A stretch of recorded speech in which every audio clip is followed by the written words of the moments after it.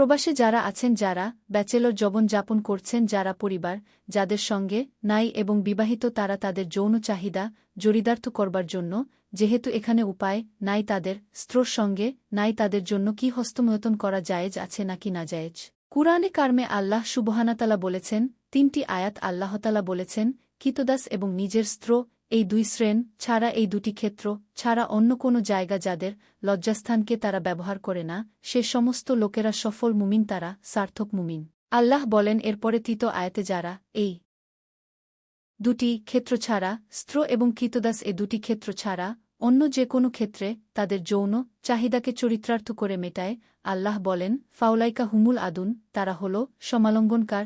তাহলে এই আয়াতের আলোকে পরিষ্কারভাবে একজন মুমিনের জন্য হস্তমৈথুন করার কোনো অধিকার, কোনো সুযোগ, কোনো অনুমতি ইসলাম শরয়তে নাই। এটা হারাম এবং কবিরা গুনাহ সময়ের মধ্য থেকে একটি।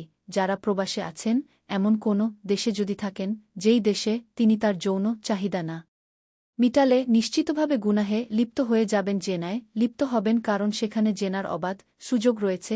এরকম যদি পরিস্থিতি হয়, তাহলে নিজেকে রক্ষা করবার জন্য, অর্থাৎ বড় অপরাধ থেকে অপেক্ষাকৃত কম বড় অপরাধ যেটা, সেটাই তিনি লিপ্ত হতে পারেন, অর্থাৎ হস্তমৈথুন করতে পারেন। এটা কোনো ওলামায়ে কেরামের মতো অবশ্য অন্যান্য ওলামায়ে কেরাম বলেছেন সর্ব অবস্থায় হস্তমৈথুন করা কি হারাম।